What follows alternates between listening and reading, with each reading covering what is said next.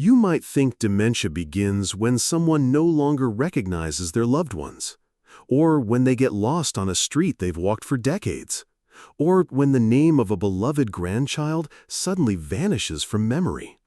But the truth is, the first cracks in the brain don't appear loudly or suddenly. They begin with whispers, so quiet most people never notice them. A passing comment, a vague feeling, a small change dismissed as just old age.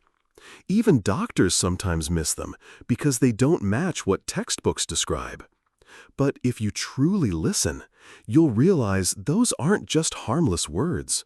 They're the very first cries for help from a mind quietly drifting off course. I still remember the evening Helen, my neighbor from just across the fence, sat down and said to me, "Lately, I keep losing things. Everyone talks so fast, I can't follow. Something doesn't feel right in my head." Everyone thought it was nothing, just aging. No one paid attention. No one checked. 3 years later, she was diagnosed with early-stage dementia. The earliest signs don't always come from memory. They come from language, from emotion, from a quiet awareness that I'm not quite myself anymore. And if we recognize these subtle signs early, we don't just slow the disease, we preserve connection, protect dignity, and hold on to trust within the family. The phrases Helen used, "I keep losing things," "something doesn't feel right in my head," might sound ordinary at first, but they're often the earliest signs that the brain is struggling to hold on to reality. So what are these signs? Let's begin with the most common one, and yet the one that most people completely overlook. Sign 1. Why do I keep losing things? Marcia, 70, used to be the kind of woman who was always careful and organized. Her glasses were always in their place. Her keys hung on the same hook every time. Her phone never left her side. Until one day. "Has anyone seen my glasses? I can't remember where I put my phone. I keep losing things." At first, her family thought she was just being forgetful, and they joked about it. Even Marcia laughed along. But 2 years later, the doctor said the words no one was prepared for: early-stage dementia. The concerning part wasn't just that she misplaced things. It was this: she couldn't remember ever touching or moving them. Medically, this is called a disruption in memory chaining. When the hippocampus begins to deteriorate, the brain struggles to form complete new memories. So instead of, "I forgot where I put it," the person truly believes, "I never touched it." This leads to confusion, helplessness, and sometimes even blaming others. Not out of stubbornness, but because the brain genuinely cannot reconstruct a memory that no longer exists.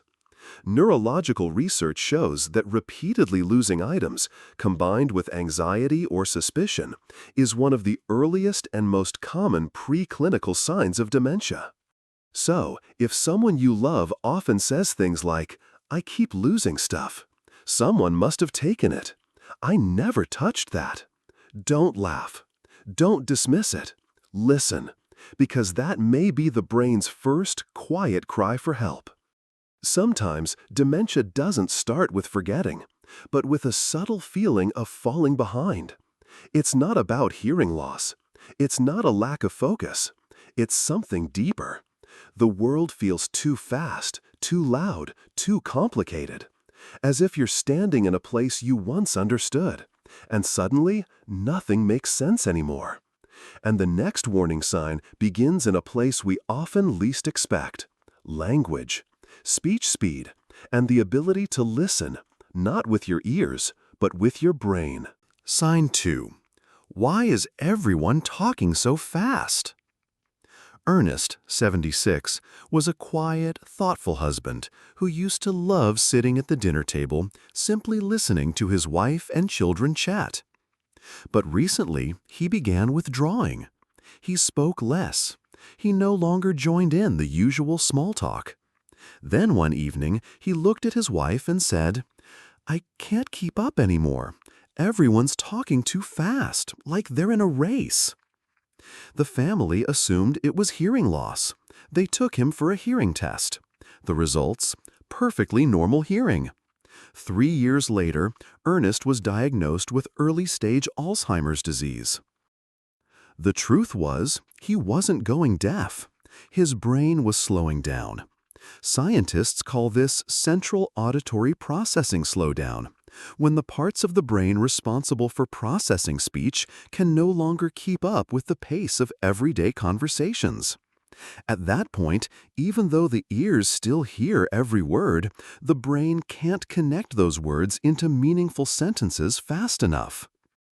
That's why people in the early stages may constantly ask others to repeat themselves, get confused when several people are speaking, quietly withdraw from group conversations, not because they're bored, not because they want to be alone, but because conversation becomes exhausting in a way no one can see.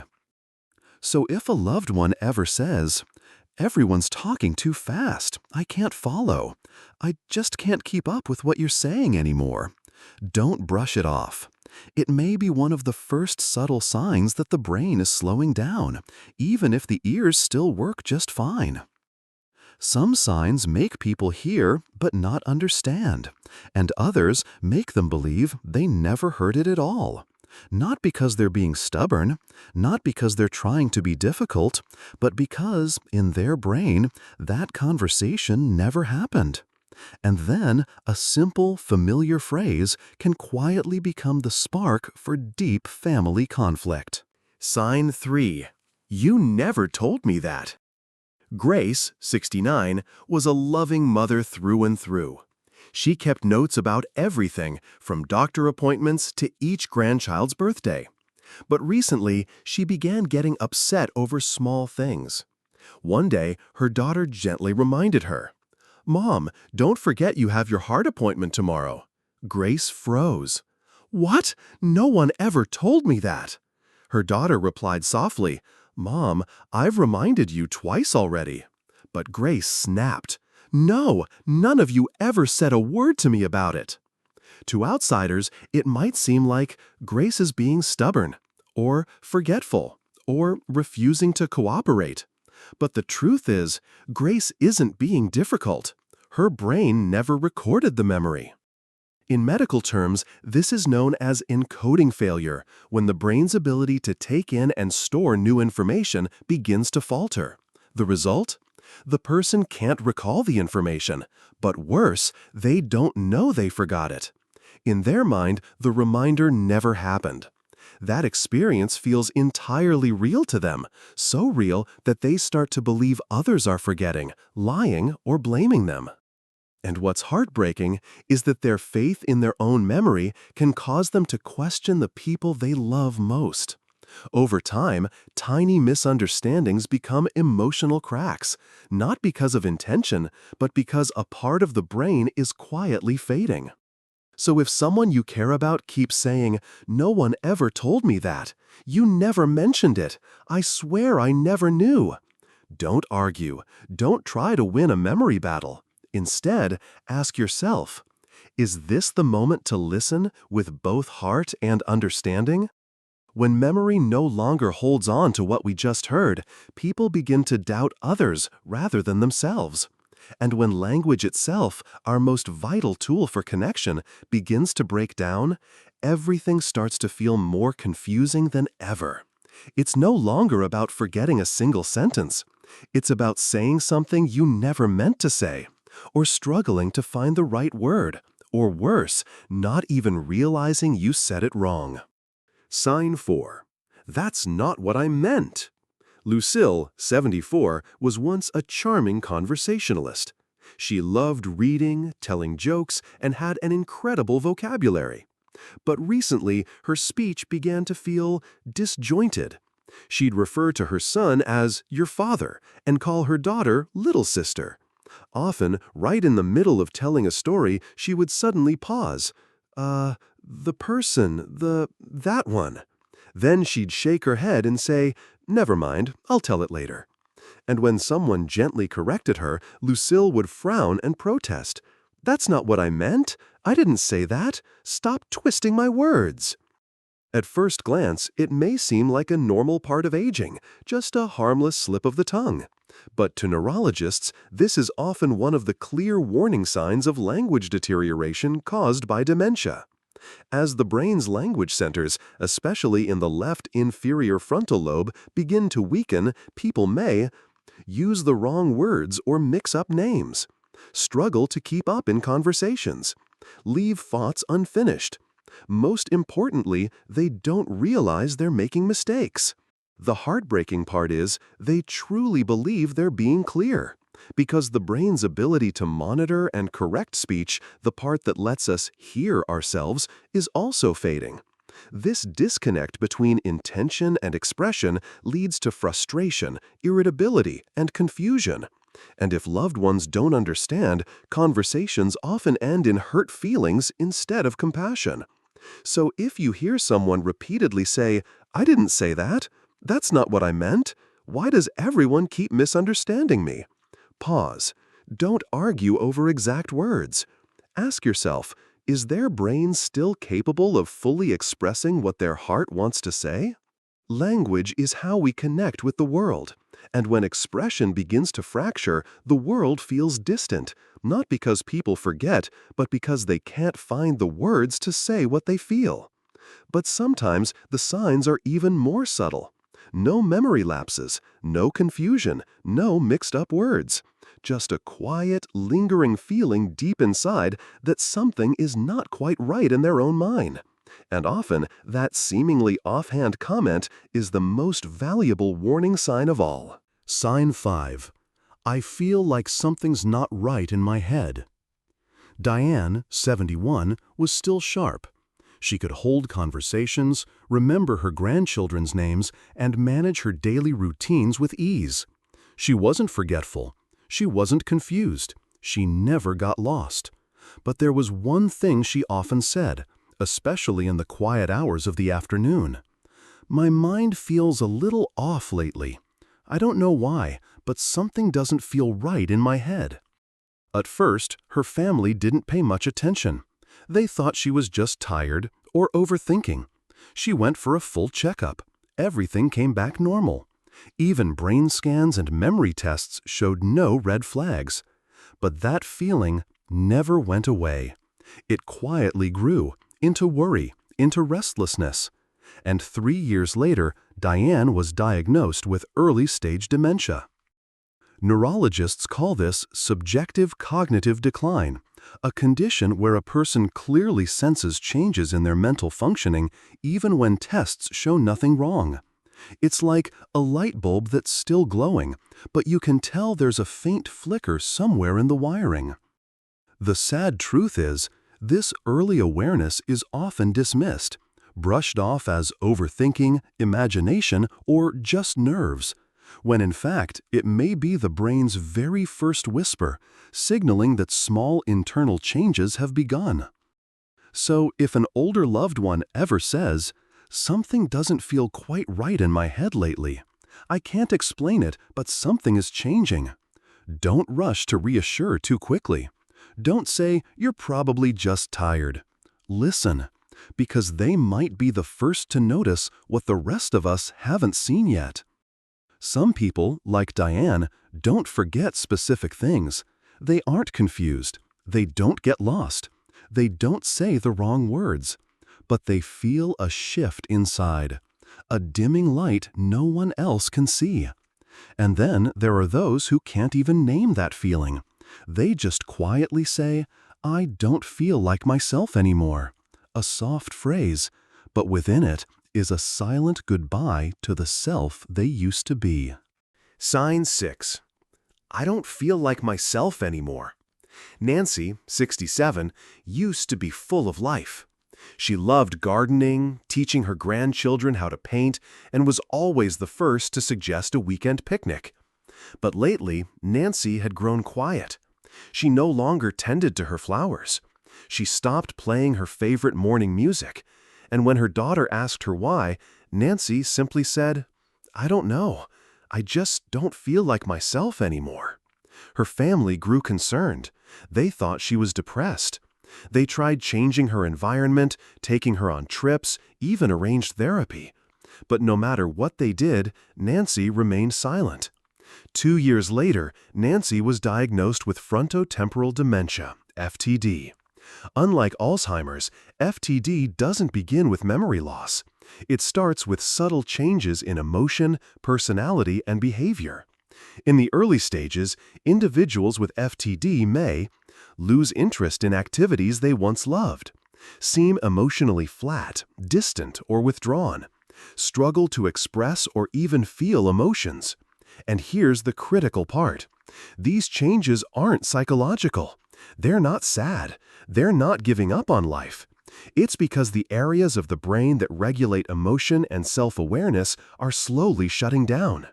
To others, Nancy might still look fine, but inside, she felt like she was drifting away from who she once was. So if someone you love ever says, "I don't feel like myself anymore. I don't enjoy anything these days.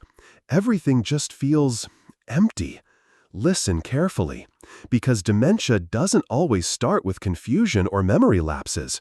Sometimes it begins with the quiet disappearance of the self within. When someone begins to lose connection with who they are, they don't just grow quieter, they also grow afraid. Afraid of familiar things that suddenly feel unfamiliar. It's no longer just about memory or about mood. It becomes a struggle with adapting to change. They don't hate change, they just can't keep up with it anymore. And that seemingly stubborn statement is often just the quiet sigh of a brain struggling to make sense of a world moving too fast. Sign 7. Stop changing things. I can't keep up anymore. Ronald, 75, had always been a kind, cheerful man. He lived simply, got along with everyone, and never made a fuss over little things. But lately, his son noticed something odd. If the breakfast cereal changed, Ronald got irritated. If the TV remote was moved, he grumbled all day. When his granddaughter rearranged the books in his room, he became visibly upset. Then one day, Ronald looked at his son and said, "Why does everything have to change? I can't keep up anymore." The family brushed it off. "He's just getting old. Of course he's becoming picky." But 3 years later, Ronald was diagnosed with mild cognitive impairment, a pre-dementia stage that often goes unnoticed. Neurological studies reveal that one of the earliest signs of cognitive decline is difficulty adapting to change. Not because someone is stubborn, but because the brain is no longer flexible enough to process new input smoothly. To most people, moving a cup, renaming an app, or shifting a chair is no big deal. But to someone like Ronald, these changes feel like a string of disruptions that spiral out of control. Each tiny alteration is like a system error he no longer knows how to fix. Over time, that mounting sense of loss and chaos can lead to resisting any form of change, seeming stubborn or unreasonable, becoming upset over things that never used to matter. So, if someone who was once easygoing and flexible starts saying, "Why did you change that? Just leave it the way it was. I don't understand all these new things." It may not be a shift in personality. It may be a warning that their brain is struggling to keep up with the world around them. When the world moves too fast and the brain can no longer adapt, people begin to pull back. They want things to stay the same. They try to regain control over what feels like slipping away. But sometimes it goes beyond resisting change and becomes suspicion. Not just confusion about the new, but a belief that loved ones are hiding something or plotting. And the next phrase, seemingly just a burst of emotion, may actually mark a dangerous shift in a brain that's losing its ability to tell what's real and what's imagined. Sign 8. Everyone's against me. George, 78, had always been calm and soft-spoken. He was never the kind to raise his voice, But one day, he whispered to his wife, "I think the neighbors are watching me. Our daughter, I think she's hiding something." His wife was alarmed. No one was spying on them. Nothing was being kept secret. But George was certain it was real. At first, the family thought he was just being overly sensitive with age, but soon he refused to leave the house. He startled at every small noise. He looked at everyone, even loved ones, with suspicion.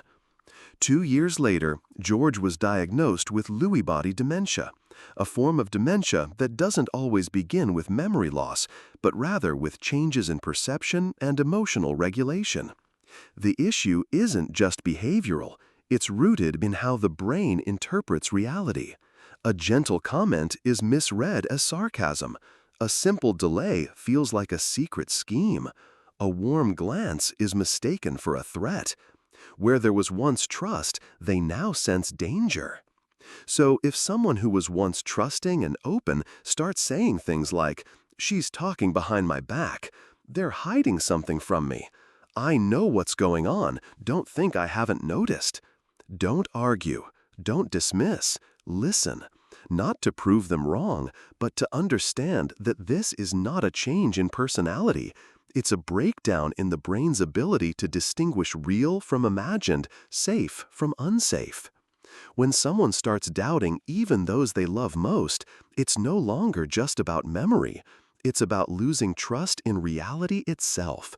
And what's even more heartbreaking, when that deep sense of unease goes unrecognized, it often transforms into anger. Not because they hate anyone, not because they're being difficult, but because they're afraid and don't know how to express it. That's when phrases like, "You're trying to confuse me, aren't you?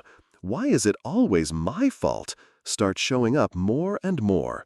Not as accusations, but as defense mechanisms against the chaos quietly taking over their mind. Sign 9. You always confuse me. Ben, 69, was a quiet, composed man, rarely ever angry. But his wife started to notice something had changed. One day, she gently reminded him of a doctor's appointment. Ben snapped. "You said it wrong. You always confuse me." Another time, she adjusted the TV remote. Ben raised his voice. "You did that to embarrass me, didn't you?" The blame, the bursts of anger, they kept happening. But just a few minutes later, Ben would return to normal, as if nothing had happened. 3 years later, Ben was diagnosed with early-stage Alzheimer's disease. Many people might think, he's changed, his personality is different. But the truth is, this isn't about personality, it's a defense mechanism. According to neurologists, when memory starts to fade, even slightly, the person begins to feel lost, insecure, and overwhelmed. But they don't know how to admit it. When the brain can no longer process the world as clearly as before, the person begins reacting to that growing confusion with defensiveness. They lash out, not out of hate. They place blame, not to hurt anyone, but simply to hold on to some sense of control in a reality that feels increasingly chaotic. But eventually, when even anger stops working, a different feeling takes over. Loneliness, bewilderment, and the painful sense of not being loved anymore. And one day they ask, not in frustration, but in quiet sadness, "Why is everyone always mad at me?" Sign 10. Why is everyone always upset with me? Frank, 72, had always been a kind, thoughtful man. He was a former science teacher, funny, insightful, and always able to make others laugh. But recently, he felt something had changed. Whenever he asked his wife a question, she sighed. When he repeated something, his son would snap, "You already asked that, Dad." And one afternoon, Frank sighed deeply and said, "Maybe it's just me, but lately it feels like everyone gets annoyed with me." The truth is, no one meant to make him feel bad. But what Frank and those around him didn't realize was that his brain was beginning to struggle with understanding social emotions. According to experts, one early sign of dementia is the loss of social emotional perception, the brain's ability to recognize the emotions, tone, and intentions of others. As the brain's social signal processing centers weaken, a person may struggle to distinguish between joking and seriousness, misread eye contact, tone, or facial expressions, believe they're being scolded when they're not. To Frank, his wife's sigh felt like criticism. His son's fast reply sounded like irritation. But the issue wasn't how they spoke. It was that Frank's brain could no longer decode the emotional meaning behind their words. So, if someone you care about starts saying, "Why is everyone mad at me these days? I was just asking, why get so upset? I don't think I did anything wrong." Look deeper, not just at their words, but into their eyes as they speak. Because what they may be feeling isn't rejection, but a quiet sense of being lost in a world of emotional signals they no longer understand. So instead of saying, "I don't understand," they say, "You're confusing me." Instead of admitting, "I feel unsure," they lash out, "I hate when you do that." Anger becomes a fragile shield, trying to cover the shame of a brain that no longer works the way it used to. So, if someone you love starts saying things like, "You're messing me up," "It's always your fault," "You're doing this to annoy me," don't dismiss it as just moodiness or bitterness. Ask yourself, with compassion, could they be so confused inside that they turn fear into blame just to feel like they still have control over their life? When someone can no longer read emotional cues from others, every conversation becomes a confusing battlefield. Social gatherings, once joyful, start to feel exhausting. Not because they don't want connection, but because they can no longer keep up with the invisible rhythms of communication. And eventually, they stop getting angry. They stop asking questions. They simply choose to quietly withdraw. Sign 11. Lately, I just prefer being alone. Ella, 68, used to be the heart of every get-together. She planned every picnic, cracked jokes around the dinner table, and never forgot a single birthday in the family. But recently, something changed. When her grandkids invited her out, she declined. When friends called, she didn't answer. And when her daughter gently asked why, Ella just said, "These days, I feel more comfortable on my own." At first, the family thought she was depressed. They took her on trips, encouraged yoga, reading, and social clubs. But Ella remained the same, quiet and withdrawn. 2 years later, she was diagnosed with mixed dementia, a condition that combines symptoms of Alzheimer's and vascular dementia. The truth is, Ella wasn't sad. She wasn't hopeless. She was simply exhausted. According to researchers, one of the early yet often overlooked signs of dementia is social withdrawal. People begin to avoid group conversations, shy away from noisy or complex environments, feel drained and unsure how to respond correctly. As their brain struggles to process language, conversation flow, and emotional signals, they begin to feel out of sync, even in their own home. So they choose solitude, not because they dislike people, but because it's the only place they no longer feel offbeat.